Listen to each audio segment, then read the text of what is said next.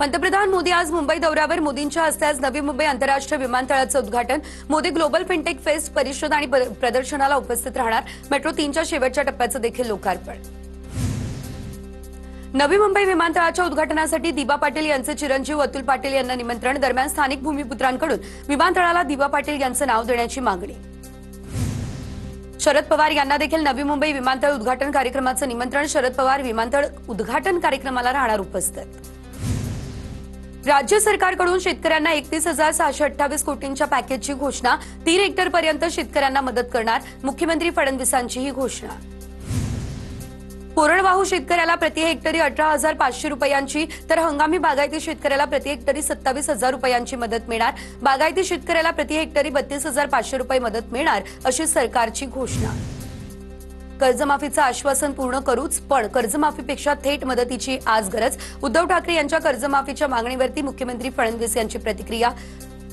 तर उद्धव ठाकरे यांनी नियमित कर्जमाफी करणाऱ्यांना सवलतीचं आश्वासन पूर्ण न केल्याचाही आरोप।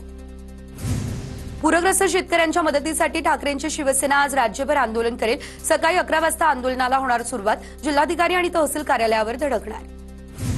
सरकारने घोषित केलेली मदत तोंडाला पानं पुसणारी विजय वडेट्टीवार यांची टीका। आकडा फुगवून मोठं पॅकेज सांगितलं। कर्जमाफीची अपेक्षा होती, शेतकरी मेल्यावर कर्जमाफी करणार का, असाही संतप्त सवाल। सरकारने शेतकऱ्यांसाठी जाहीर केलेल्या पॅकेजवरती बच्चू कडू असमाधानी। तर अमरावतीच्या तिवसामध्ये राज्य सरकारच्या निषेधार्थ बच्चू कडूंचं आंदोलन। संपूर्ण महाराष्ट्रात ओला दुष्काळ जाहीर करून कर्जमाफी करा अशी कडूंची मागणी। उद्धव ठाकरे यांच्या काळामध्ये एका थंबवरती कर्जमाफी झाली। नियमित कर्ज भरणाऱ्याला प्रोत्साहन भत्ता जाहीर केला गेला। अंबादास दानवेंची प्रतिक्रिया। फडणवीसांना शिंदेंचा पुळका आल्याचं देखील केलं वक्तव्य। उद्धव ठाकरे यांच्या काळामध्ये एका अंगठ्यावरती शेतकऱ्यांना कर्जमाफी दिली। ठाकरेंनी अटी आणि निकष लावले नव्हते, ओमराजे निंबाळकर यांचे हे विधान। तर मुख्यमंत्र्यांनी कर्जमाफी द्यावी, ओमराजे निंबाळकर यांची मागणी। राज्य सरकारने ओला दुष्काळ जाहीर करावा, माजी मंत्री के.सी. पाडवी यांची मागणी। शेतकऱ्यांना भरीव मदत मिळावी यासाठी सत्ताधारी पक्षाच्या आमदारांनी प्रयत्न करायला हवा, पाडवी यांची प्रतिक्रिया। पुण्यातील श्रीमंत दगडूशेठ गणपती ट्रस्टकडून शेतकऱ्यांना 1,25,00,000 रुपयांची मदत। मुख्यमंत्री देवेंद्र फडणवीस यांना चेक केला सुपूर्द। राज्यातील विविध देवस्थानांकडून पूरग्रस्त शेतकऱ्यांना मदतीचा हात। आमची घरं उद्ध्वस्त केली तर आम्ही देखील मागे लागणार। भुजबळांमुळे ओबीसींचं वाटोळं होणार, जरांगेंचा हल्लाबोल। ओबीसी उमेदवार पाडू असं म्हणणाऱ्यांविरोधात एकीनं लढू, सर्व ओबीसी नेत्यांना आदेश द्यावा लागेल, एक व्हावं लागेल, भुजबळांची प्रतिक्रिया। तर मराठा जी.आर रद्द करणं यावरती आपला फोकस ठेवा, भुजबळांचं वक्तव्य। हैदराबाद गॅझेटचा निर्णय मुंबई उच्च न्यायालयानं स्वीकारला। तर जी.आर संदर्भातील हायकोर्टाच्या निर्णयाचं स्वागत करतो। हायकोर्टाच्या जी.आरवरील निर्णयावरून प्रवीण दरेकर यांची ही प्रतिक्रिया। सरकारवरती दोषारोप करणाऱ्यांचं थोबाड फुटलंय, दरेकरांची विरोधकांवर टीका। मदत जाहीर झाल्यानंतर शेतकऱ्यांचा अपेक्षाभंग झालेला आहे। मुख्यमंत्र्यांची भेट घेऊन नुकसानीबाबत प्रस्ताव देणार, बजरंग सोनवणे यांची प्रतिक्रिया। पंजाबप्रमाणे मदत मिळायला पाहिजे होती, सोनवणेंचं मत। शिवसेनेच्या आजच्या सुनावणीमध्ये न्याय मिळेल अशी आशा, खासदार अनिल देसाई यांची प्रतिक्रिया। तर अंतिम सुनावणी सुरू आहे, त्यामुळे आणखी निकाल पुढे जाणार नाही अशी अपेक्षा। लोकशाहीला साजेसा न्याय मिळेल, देसाईंचं वक्तव्य। शिवसेनेचा जेव्हा निकाल लागेल तेव्हा आमचा विजय होईल, मंत्री योगेश कदम यांची प्रतिक्रिया। जनतेने काल शिवसेनेलाच दिला, तर जनतेने एकनाथ शिंदे यांना स्वीकारलेल्या योगेश कदम यांची ही प्रतिक्रिया। ठाण्यामध्ये मराठी भाषेच्या कार्यक्रमाला गणेश नाईक अनुपस्थित। एकनाथ शिंदे आणि गणेश नाईक पहिल्यांदाच एका मंचावर येणार होते। ज्यांना निमंत्रण दिलंय त्यांनी कार्यक्रमाला यायला पाहिजे, उदय सामंत यांची ही प्रतिक्रिया। निवडणुका आल्या की सरनाईक यांचं हिंदीवरचं प्रेम जागं होतं, मनसेच्या अविनाश जाधव यांची मंत्री प्रताप सरनाईक यांच्यावर टीका। तर सरनाईकांनी आता पांडे व्हावं ही विनंती, अविनाश जाधव यांचा टोला। सरकारवरती टीका करत असताना खासदार संजय देशमुख यांची जीभ घसरली। मंत्री अशोक उईके यांना निवेदन देण्यावेळी शेतकरी आलेले, एवढं घाबरण्याचं कारण नव्हतं असं म्हणत सरकारवरती केली जहरी टीका। पूरग्रस्तांपर्यंत 100% मदत पोहोचवण्यावरती भर द्या, महायुतीच्या समन्वय बैठकीत चंद्रशेखर बावनकुळेंच्या सूचना। एकही पूरग्रस्त मदतीपासून वंचित राहणार नाही, काळजी घ्या, शासकीय यंत्रणेवरती पालकमंत्र्यांना वॉच ठेवण्याच्याही सूचना। पुण्यात मनसेला महाविकास आघाडी सोबत घ्या, ठाकरेंच्या शिवसेनेच्या कार्यकर्त्यांचा सूर। तर भाजप आणि महायुती विरोधात वज्रमूठ उभारण्यासाठी पुण्यामध्ये मनसेची सोबत हवी, ठाकरेंच्या सेनेचं मत। मुंबई काँग्रेसची कार्यकारिणी जाहीर। तर मुंबई काँग्रेस अध्यक्ष वर्षा गायकवाड, भाई जगताप, नसीम खान यांच्यासह महत्वाच्या नेत्यांचा समितीमध्ये समावेश। पालिका निवडणुकांच्या पार्श्वभूमीवरती नियुक्त्या जाहीर। शिर्डीमध्ये नगराध्यक्ष आरक्षणावरून राजकारण तापलं। शिर्डीमध्ये नगराध्यक्ष पद अनुसूचित जातीच्या महिलेसाठी राखीव। नगराध्यक्ष पदाला तेच आरक्षण पडल्यानं अनेकांच्या आकांक्षा भुईसपाट। कार अपघात प्रकरणामध्ये मी दोषी नाही, कार माझी होती पण अपघात झाला त्यावेळी मी कारमध्ये नव्हतो। गौतमी पाटीलची प्रतिक्रिया, तर मला ट्रोल केलं जाते पण मी त्याकडे लक्ष देणार नाही, गौतमीचं हे वक्तव्य।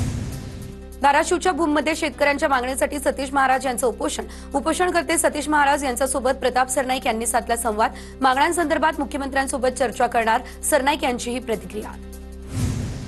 63 लाख खर्चून बांधलेली धुळ्यातील शिंदखेडा नवी मंडई धुळखात सुविधांच्या अभावामुळे विक्रेत्यांनी फिरवली पाठ। शिंदखेड्यातील पतविक्रेते आणि भाजी विक्रेत्यांचे मुख्याधिकाऱ्यांना निवेदन। नंदुरबार जिल्ह्यामध्ये केळीच्या दरामध्ये मोठी घसरण, तर केळी उत्पादकांसमोर आर्थिक संकट। केळीला अवघे 300 ते 400 रुपये क्विंटलचा दर, खर्चही निघत नाही त्यामुळे शेतकरी हवालदिल। धुळे जिल्ह्यामध्ये सणासुदीच्या काळात केळीचे भाव कोसळले, उत्पादन खर्चही निघत नाही त्यामुळे शेतकरी आर्थिक संकटात। नंदुरबार जिल्ह्यात परतीच्या पावसामुळे 2000 एकर क्षेत्रावरती शेती पिकाचं नुकसान। प्रशासनाकडून पंचनामे पूर्ण, शेतकऱ्यांना अद्यापही मदतीची अपेक्षा। अतिवृष्टीमुळे केळी, पपई, कापूस, सोयाबीन, मका आणि उडीद पिकांचं अतोनात नुकसान। नंदुरबार जिल्ह्यातून सिकलसेल आणि कुपोषण हद्दपार करण्यासाठी प्रशासनाकडून उपक्रमांचं आयोजन। उपक्रमात सिकलसेल नियंत्रण कक्ष स्थापन करून कॉल सेंटरही सुरू। धुळ्याच्या शिंदखेडामध्ये भगवान बालाजीच्या रथोत्सवाला सुरुवात। 140 वर्षांची परंपरा अखंडित सुरू, भाविकांची मोठ्या प्रमाणात दर्शनासाठी गर्दी। एसटी कर्मचाऱ्यांकडून विविध मागण्यांसाठी आंदोलनाचा इशारा। एसटी कर्मचारी संघटना आणि परिवहन मंत्र्यांमधील बैठक ठरली निष्फळ।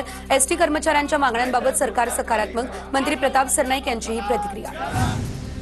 रबाळे अपहरण प्रकरणी मनोरमा खेडकर यांच्यावरती गुन्हा दाखल। मनोरमा खेडकर यांना जामीनही मंजूर। मनोरमा खेडकर यांना आज चौकशीसाठी हजर राहण्याचे दिले आदेश। बीडमधील कपिलधारवाडीमध्ये डोंगर खचल्यानं घरांना भेगा, नागरिकांमध्ये भीतीचं वातावरण निर्माण। गंभीर परिस्थिती पाहता तहसील प्रशासनासह भूगर्भ अभ्यासकांनी गावात केली पाहणी। ग्रामस्थांनी स्थलांतर करून पुनर्वसनाचीही केली मागणी। विविध मागण्यांसाठी आता मुंबई पालिका शिक्षण संघटनेचं 13 ऑक्टोबरला आंदोलन। डीसीपीएस आणि एनपीएस योजना पूर्वलक्ष्य प्रभावानं लागू करून व्याजासह परतावा देण्याची शिक्षकांची मागणी। सिंहगड लॉ कॉलेजमध्ये प्रवेश प्रक्रियेमध्ये भ्रष्टाचार होत असल्याचा आरोप। पुणे जिल्हाधिकारी कार्यालयाबाहेर विद्यार्थ्यांचं आंदोलन। संबंधित कॉलेजवरती कारवाई करण्याची विद्यार्थी संघटनांची मागणी। आदर्श माध्यमिक विद्यालयाचे माजी मुख्याध्यापक विश्वास पाटील यांचा 1,36,00,000चा पगार थकला। धुळे न्यायालयानं पाटलांच्या बाजूने निकाल देत शिक्षण विभागाला थकीत वेतन वसूल करण्याचे दिले आदेश। मात्र शिक्षण विभागानं आदेशांचं पालन न केल्यानं धुळे शिक्षण अधिकाऱ्यांची खुर्ची जप्त। चंद्रपूरच्या भद्रावतीमध्ये जमीन फेरफार प्रकरणी विष घेतलेल्या शेतकऱ्याचा मृत्यू, तर परमेश्वर मेश्राम यांचा मृतदेह ताब्यात घेण्यास कुटुंबाचा नकार। धानोरकरांच्या दबावामुळे कोर्टाच्या निर्णयाची अंमलबजावणी नाही। आत्महत्याग्रस्त कुटुंबाचा खासदार प्रतिभा धानोरकर यांच्यावरती हा आरोप। जिल्हाधिकाऱ्यांच्या लेखी आश्वासनानंतर भंडाऱ्यामध्ये झाडावरती चढलेल्या महिला उतरल्या खाली। जिल्हाधिकारी कार्यालयासमोरील मंडपात गोसेखुर्द धरण प्रकल्पग्रस्तांचं आंदोलन सुरू। फॅमिली प्रॉब्लेम्स, कोर्ट केस, संपत्ती वाद, शत्रूंचा त्रास, राजकारणातील समस्या, प्रेमातील अडथळे, विवाहातील त्रास, जन्मकुंडली दोष, सर्व प्रश्नांचे समाधान मिळवा गुरुजी कमलेश जोशींसोबत।